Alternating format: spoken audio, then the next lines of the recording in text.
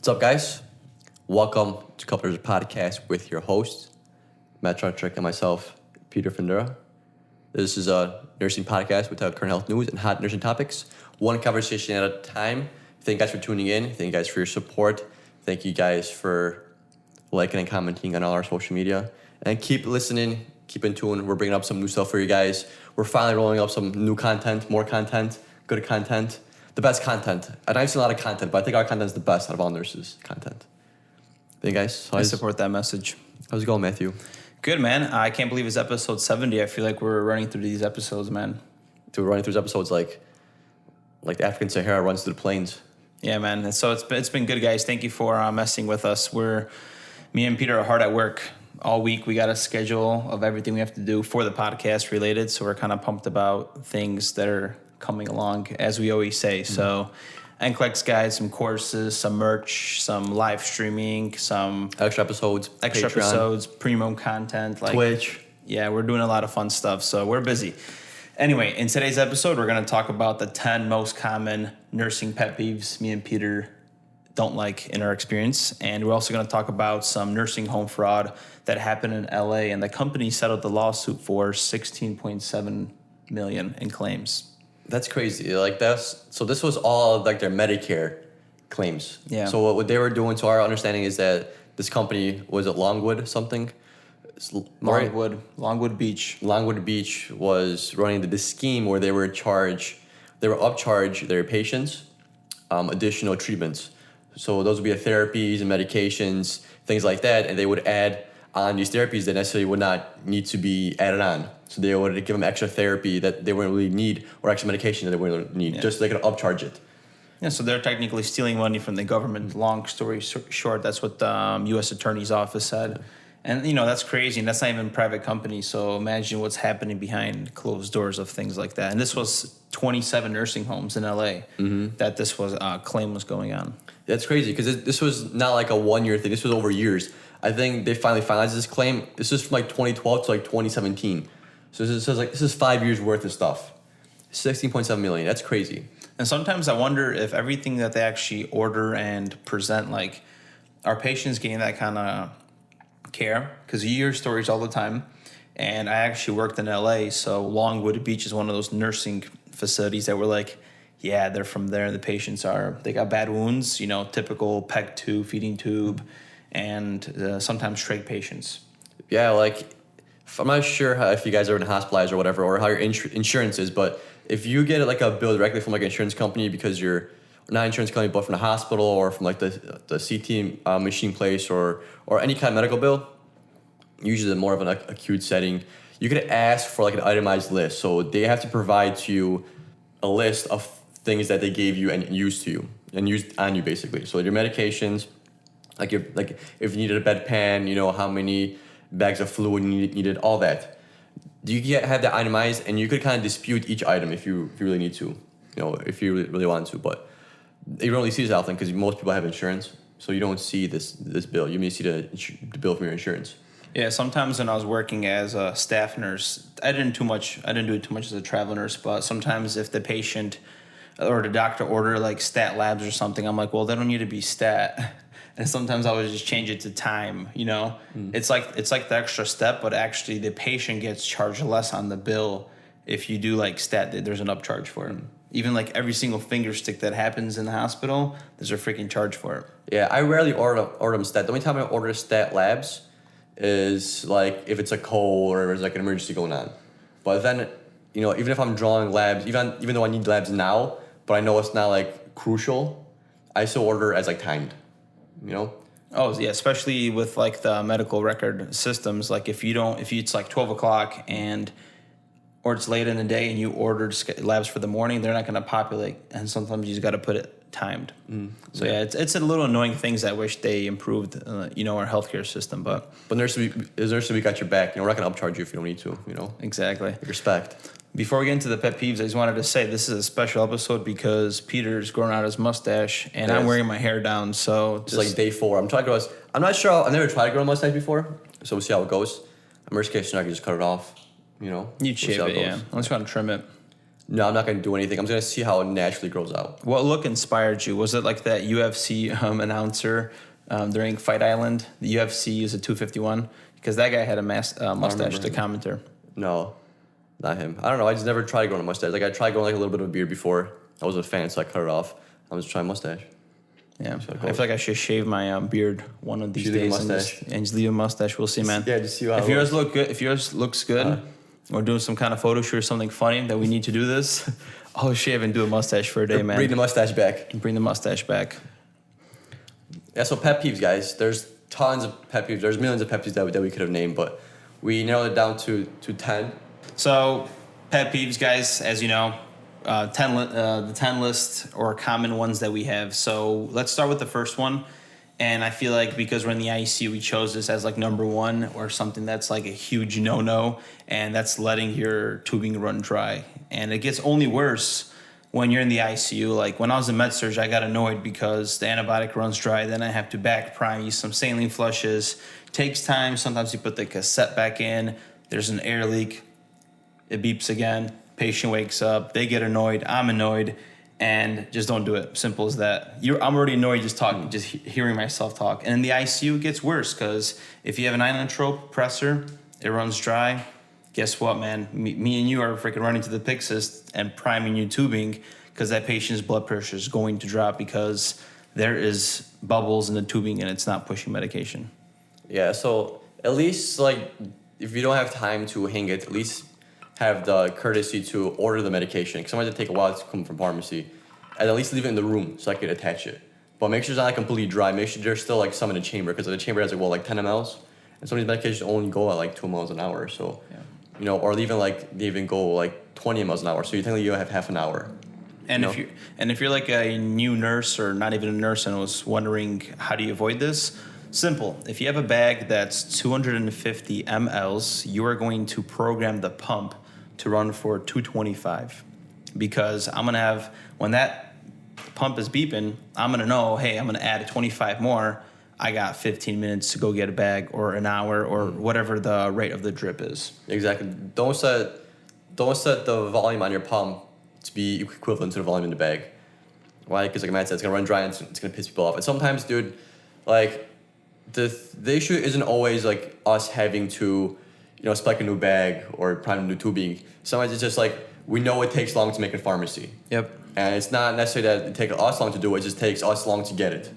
And, or sometimes even something simple that usually gets done in 15 minutes, guess what? If you have 15 minutes left and you expect that 15 minutes and their pharmacy is busy, get the bag for half an hour, 45 minutes, well, shit happens. So it's going to be like on that nurse that is stuck with the dry bag. Yeah, and then you're going to be that nurse on the phone that's freaking screaming, where is my tubing? I ordered it 10 minutes ago. Well, it takes time, and that puts stress on the pharmacist. It creates a bad relationship, and both of your days are going kind of shittier. Yeah. So long story short, don't leave that shit dry, ever, never. Or at least leave the bag in a room if you don't want to hang it. But number 2, we have a 10 out of 10 pain scale with a smile. So we all kind of have those patients that they're in pain, in the beginning, and you're like, yeah, pain's like an 8. So you believe them, give them Norco, and they're chilling.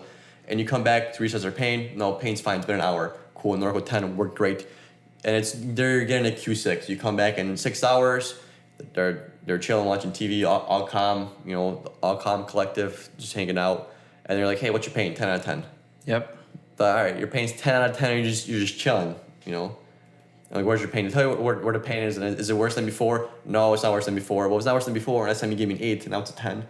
Like, it doesn't really make sense, but... Or you have patients that tell you it's 10 out of 10, and you go to get some medication, and they're, like, snoring. Jeez, man, the pain must be so bad, it just made you fall asleep, huh, sir? Yeah, is that some shit? Like, and, like, once you say you have pain, like, we can't say, no, we're not going to give you pain medication, Like, either way, we're required to give it to you, Yeah. There's been times where...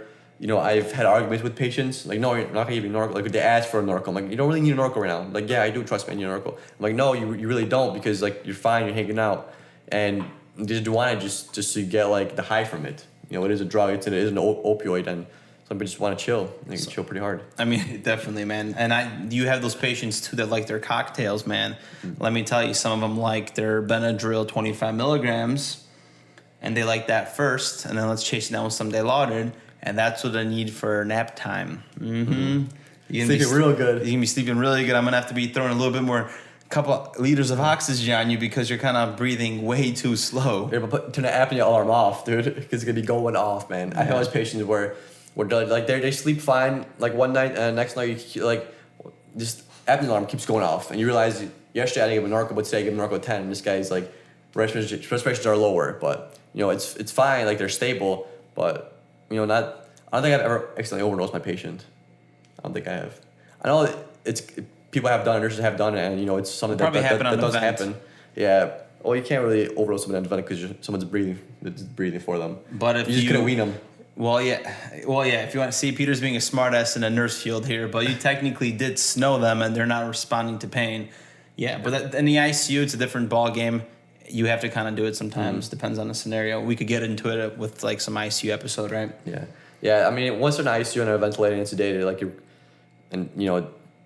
they're on these drips, like you do like the RAS scale and everything, and you just kind of guess. Yeah, you estimate basically, because I can't tell anything. It's subjective, and just like pain, to wrap it up, it's subjective. So no matter what you feel like is wrong with the patient, if the patient says 10, you're gonna be pushing the medication, right? It's just part of the game. Yeah, and you don't know, the thing is they're sedated, but you don't know how sedated they are really, until you start weaning them. But they could be sedated enough for you to look at and they're comfortable, but they might not be comfortable. They might be going through pain. The ET2 might hurt. They're just maybe they have a bunch of ulcers or something that it makes them uncomfortable. So sometimes it's better to do a little bit extra than to not do enough and somebody that's intubated and stuff. Agreed with you. Third one. So when you're about to go get your patients and you're about to get a report, and the nurse says, I had such a busy shift, I didn't read any notes. You didn't read any notes. So as soon as you hear that statement, basically, moral of the story is you're going to have to figure out everything on your own. So you're going to get a report from the nurse. She's going to tell you what she knows. And sometimes they know a lot. I'm just like, yeah, you're fine. You're just freaking out. Just breathe, relax. Susie, we'll call her. And it's like, and you have that. But sometimes really, they didn't read any notes, or, patient came at 3 p.m., but it's 6 o'clock. So, hey, 3 hours, you could have caught up a little bit. There's scenarios, change of shift, you get a patient in 15, 30 minutes. So not talking shit, but what sucks is you're going to just be reading notes at the beginning of the shift to kind of catch up. Yeah, the issue is if it's continuous. Yeah. If it's the same nurse over and over again, hey, I didn't read any notes. This is all I know. Because even if she tells you a lot, not necessarily mean it's right. That's as soon as the nurse tells you, hey, I didn't have a chance to read all the notes, you kind of got to take her whole report with a grain of salt. You got to double check everything. Because like she said, she hasn't fully read the notes. So she has exact notes going on with the patient. So it's your job to figure out what's going on with the patient, compared to just getting a report day in, day out on the same patient. It's easier to do things like that. But when you have a new patient that comes in and a nurse hasn't read the notes, doesn't sure what's going on, it's your job to kind of figure it out. Especially even if a patient has been there a week, guess what? It's supposed to be the first that the nurse has a patient. Yep. You kind of got to figure out what happened from step one, to where they are now. Because there's no continuous flow there. Yeah, you're doing a scan of the room. You're definitely doing that. And sometimes you might get a report outside of the room, not in the room. It does happen. Culture, right? Let's call it that. And you better go in there and assess your patient, to make sure everything's good. Sometimes a patient was on a bedpan. Assess them after the report. That's not what we should put that. A nurse that's assessing the patient while you're giving her report. Yeah. That's annoying, dude. Yeah. So as you're getting a report, instead of listening to you, she starts walking around the room, or him, and starts looking at things, checking pulses, and then she starts pointing out things that she has questions for. Well, Susan, I'm gonna tell you about it, but you're not letting me finish because you're in the room trying to run the show. I'm the nurse that had the patient for 12 hours. Let me run the show right now, okay? And that's what I tell nurses when I get on shift, and they're like, where do you want to do a report? And I'm like, it doesn't matter. You're running the show. You had the patient. You let me know what you feel comfortable with. I don't care. Just give me a good report. Mm-hmm. Yeah, that's how it is. But yeah, the whole type of thing. There's a nurse that continuously does that, and I'm not gonna lie, dude. When I had to give reports to her, I don't go in the room because I know as soon as I bring her in the room, she's gonna start touching the patient, assessing, like you said, asking questions. Hey, let me get to it. It's a head to toe. I'm gonna give you a quick rundown, head to toe. You're on the abdomen. I haven't even told you about the neuro status yet. Yep. And it's just so annoying. Or now, you're giving a report and the nurse is asking the patient questions. It's then you have two people talking at the same time. So what the hell are you Yep. listening to? You know, it's like weird. It's disrespectful as well. Like not necessarily assessment is not really disrespectful, but it's just like waste of time. But if you're asking a patient questions while I'm giving you a report, that's pretty fucking rude, you know? Yeah. And you know what's interesting? When you're a travel nurse, you're getting a report from so many different patients, so many different nurses. Like you start picking up on it really quick about how people are. Or at first, like I was with this one nurse and we were just kind of like clashing. Like, you know, me and her were bumping energies. And I knew it for a fact when I was getting a report, and then she kind of mellowed out because she thought I was like being very aggressive or like, hey, let's do it here, let's do it that. I just like report in a specific way.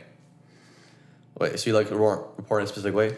No, meaning like she just didn't know what she like wanted or where like to go, and then like she was just like skipping things. I'm like, well, so like She's just giving you a shitty report. yeah, like imagine getting a report and you don't know the patient's like what's it called, when they came and what how old they are or code status. They just run into it.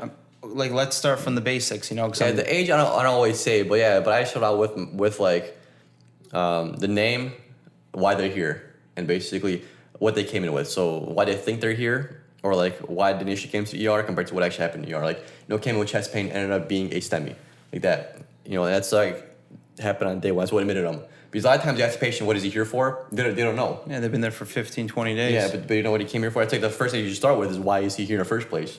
Yeah, that's how like starting a report. Yeah, and a good report is I don't need to know day by day, you know, events. I just need to know the important ones. Like, you know, let's say a patient came here with chest pain, you know, on August 4th, started him on, you know, dobutamine on August 8th, took him off the dobutamine, put on a primer core. Now we're gonna plan for primer core, at home primer core. Yep. You know, and then August 11th or August 20th, they're doing an LVAD workup. Like, you know, you don't necessarily gotta tell me like if they're on pressors. You could just tell me that they were on this pressor before.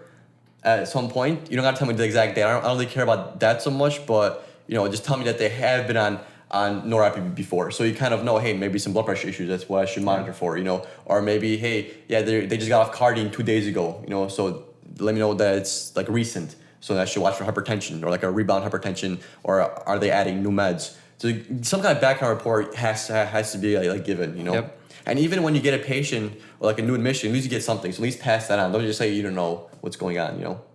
I agree with you, man. A lot of passion there, number 3, right? Mm-hmm.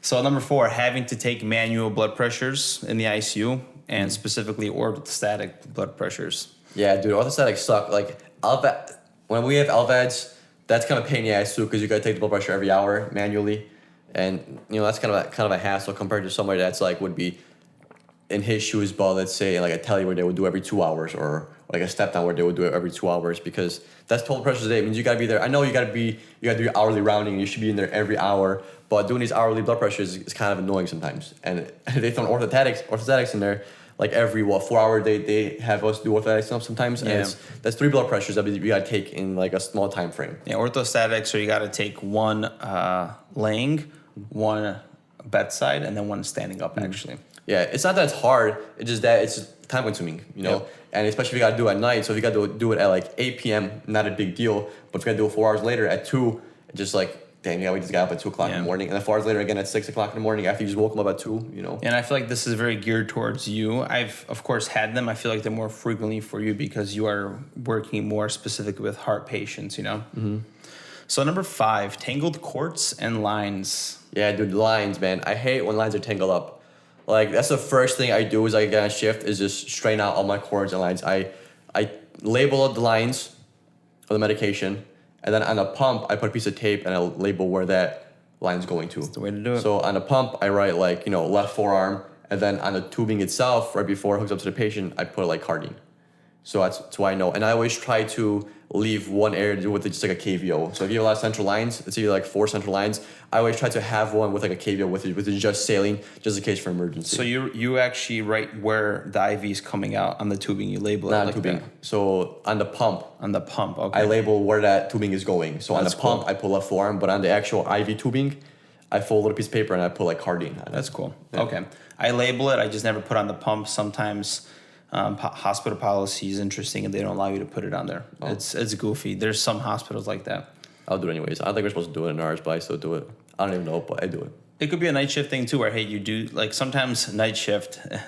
That's why I love it. Sometimes you could do things and then you just got to clean it up by 7 a.m. and you're good to go. Yeah. Like, Nothing crazy, guys. nothing crazy, but for example, I had a patient that was like confused, kept getting out of bed. So I just took 2 blankets and I put a bin in the middle, taped it up, and I use it as a barricade in between the rails, just so the patient doesn't get out of bed and fall. Yeah. Technically, if a manager walks in, that you can't be doing that kind of stuff. I mean, it's my own little contraption. Right, like you can't, like, on day shift you have to order restraints because you can't do that kind of stuff. So it's like either put this guy in restraints, which might make him more comfortable, or his grandma, which for sure is gonna make him less comfortable. Like I know Susie's gonna get out of bed a few times and she's not gonna be successful. She's gonna fall asleep and I'm gonna take it off. But in the meantime, that's how I'm troubleshooting things on the go. So I don't gotta check up on the patient every 5-10 minutes. Instead, I could be focused on the patient that's more sick, or actually she's just confused. Exactly, yeah. So instead of Susan waking up and seeing her wrist tied down to the bed, all Matt's doing is putting a little barrier between her way to get out of the bed and she doesn't get out of the bed. Yep. Yeah, because imagine if you would wake up and you're confused and you see like you're shackled to the bed with these like not leather, but these whatever fabric restraints. Like that's fucking scary, dude. Like I'd freak out even more. Yep. You know? And I have plenty of stories of confused patients. But to wrap up the tangled cords, yeah, like right before your shift ends or whatever the oncoming nurse is, like it should be your priority to find out where your IV is, what pump is running to it. Sometimes I even like to include like gauge needle because this is the ICU. That's where I work. And just fix it up, make it look clean, untangle the patient. I like to always put my heart monitor through that little pocket. I hate when people just let it hang everywhere. So yeah, it's just like nursing housekeeping, I would call it. Just like the firefighters have their own little course of action, we have our own course of action too. Yeah, guys, trust on this one. Like, you're better off doing this at the beginning of your shift compared to the beginning of, or it's better to do this in the beginning of your shift compared to the last. Yep. Because you never know what might happen. You always have your cords, lines, neat and not have anybody trip over them or you not know where your access is. Yep. Just do yourself a favor. Just do it as soon as you get to the patient. As soon as you get a report, walk your happy ass in there and just label everything and make it tidy. Exactly. Number 6, so whining co-nurses and co-workers. So it's like, I understand like some days, some nurses are busier than others, but it's annoying when you have that nurse that is always complaining by you, but doesn't ask for help. Like I would rather have a nurse ask me for help. Like, hey, can you help me with this? Can you help me with that? And let me help to make your day easier and make work pass by quicker for you instead of you just doing everything yourself and then complaining. Yep. And we all have those nurses that they complain no matter what. Like they're always gonna talk some shit about something. Nothing's ever good in their workday, ever. And on those days, you'll be happy when you have a sedated, intubated patient because you could spend more time with the patient. Do some more care, extra peri care. You could wash them up nicely, make that room neat, make those lines neat. Instead of sitting over by the nurse because she happened to sit by you and hearing that all night. Yeah, and just to bounce off the whiny nurse, sometimes you wanna get stuff done, teamwork, and have time to spend with your patients. And I was just thinking about there's a few times I just pulled up a chair next to a patient on the bed and I'm just hanging out with them. I'm just chatting with them and just not always assessing them, always troubleshooting something. I'm just genuinely spending time because even though we're taking care of older population and patients in general, they're not stupid people. We're emotional creatures. We know when a nurse is just there getting in, getting out, just doing their shit, and they're leaving, When you're genuinely connecting with a patient, that means shit to them, And sometimes it makes me feel good, and I learn stuff about them, and I learn things myself, because it's brain food, man. Knowledge is brain food. Yeah, dude. These are, it was Alexa notification.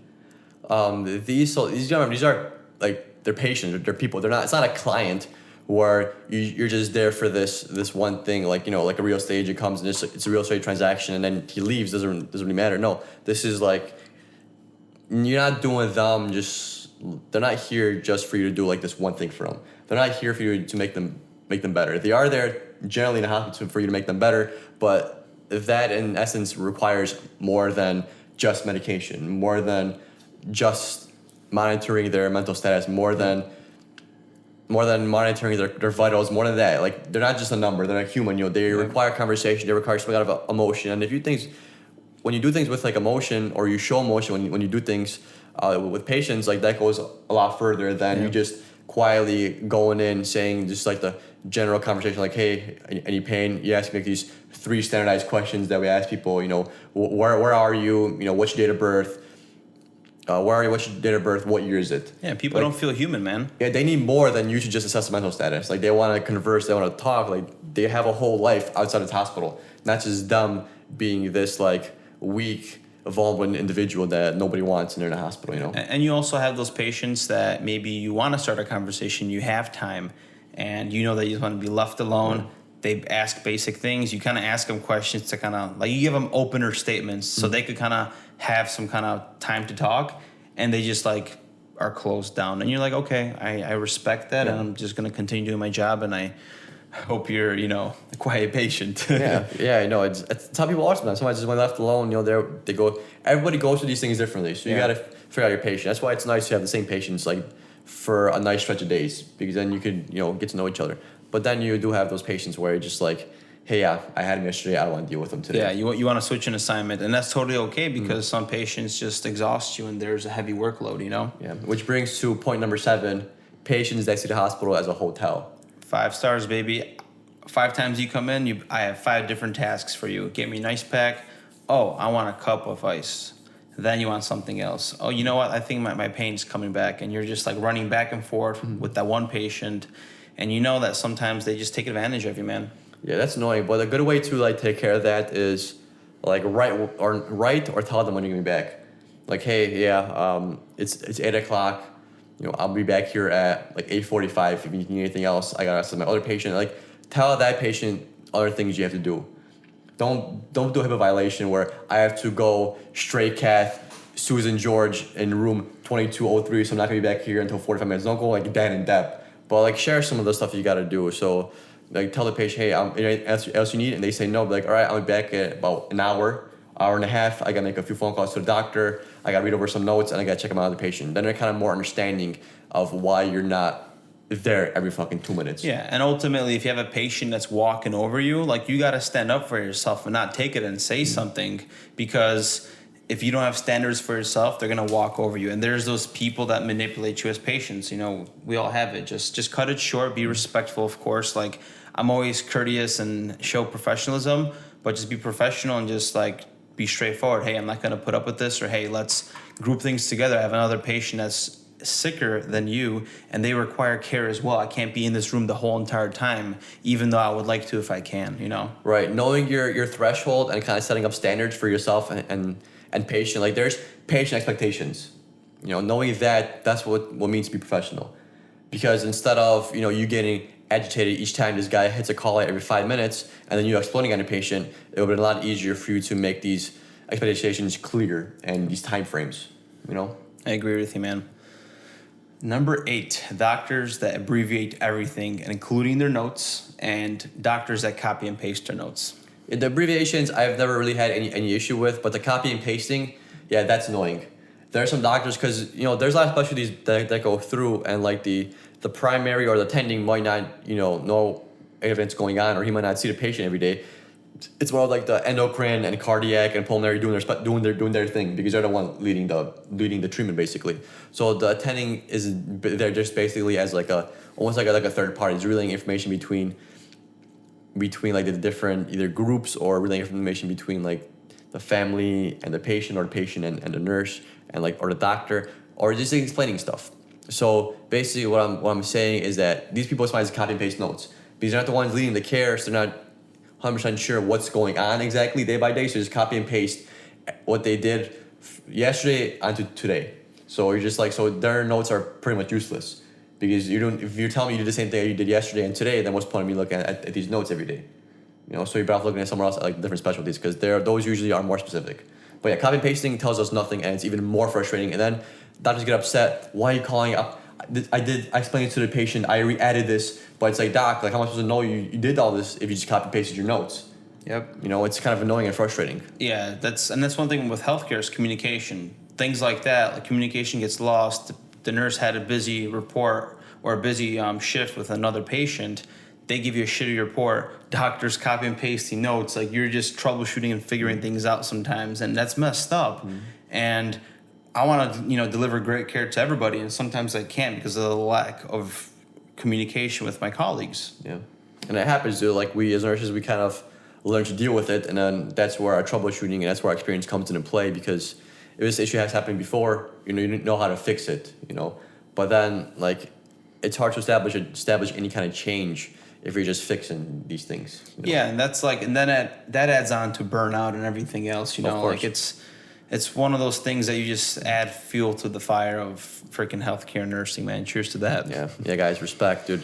So number 9, so communication is very important, but there's those times where you just can't seem to get out of the room. The patient just keeps talking. It's not necessarily the conversation is great. Not that you're having a good time or you're enjoying the conversation. It just keeps going on and on and on and on. It's kind of boring and it's kind of wasting your time because it has no subject really, but guess what? You don't want to be rude, so you kind of go along with it, and then 5 minutes has turned into 15, and you're just like, damn, I've been here for such a long time. And sometimes you don't want to walk into the room because you have things to do, and sometimes our colleagues, what they do is you basically tell them, hey, Pete, I'm gonna go into Susie Q's room.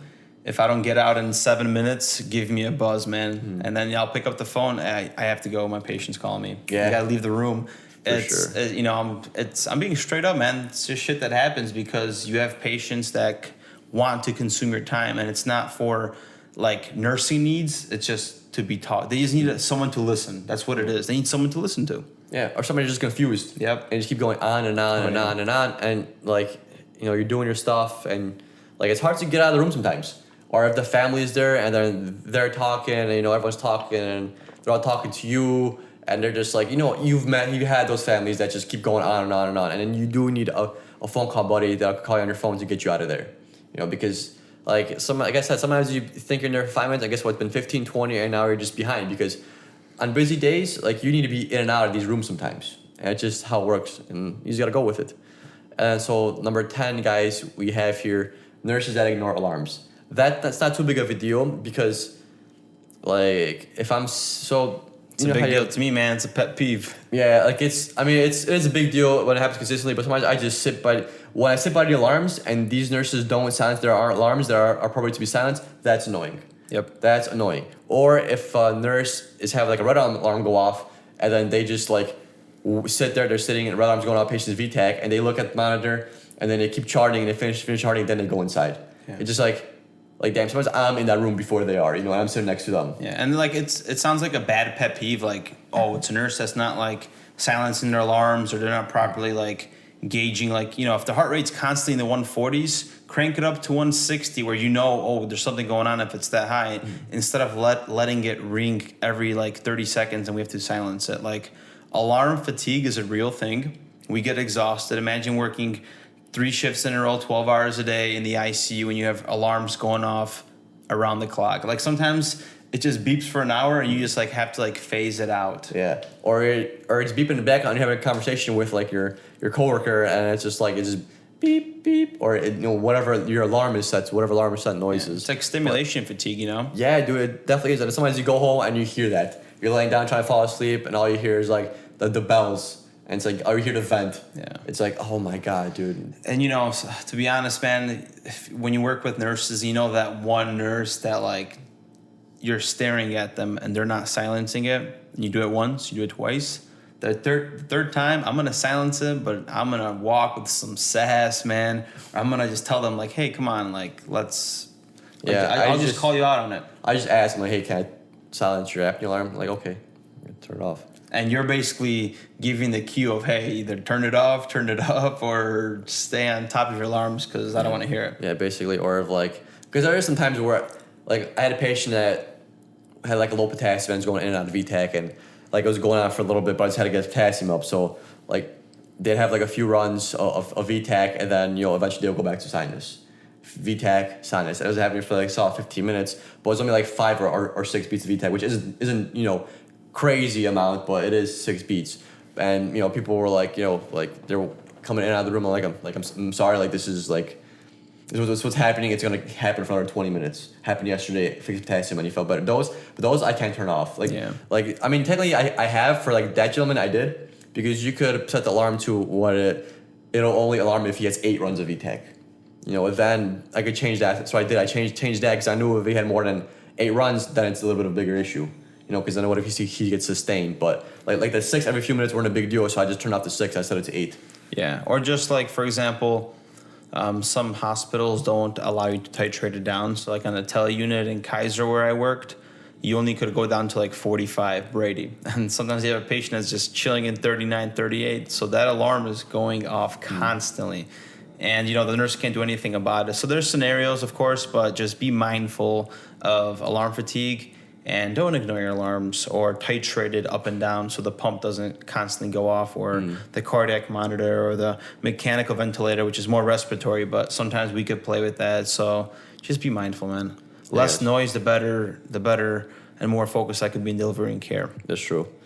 Hey guys, so that's about it. Anything else? I also wanted to say that, speaking of alarms, you can't turn off arterial lines usually. The blood pressure? The blood pressure. You're not supposed to, because an arterial line is basically directly into your artery. If a patient pulls it out and they're confused and your alarm is not going off, they're going to bleed out because someone has to apply pressure on the arterial line.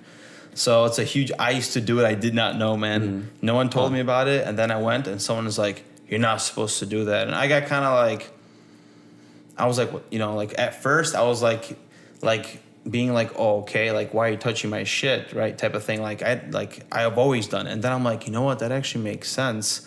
I'm never going to do that again. So that was my little lesson that I learned. I never turn off my alarms. I would adjust the settings.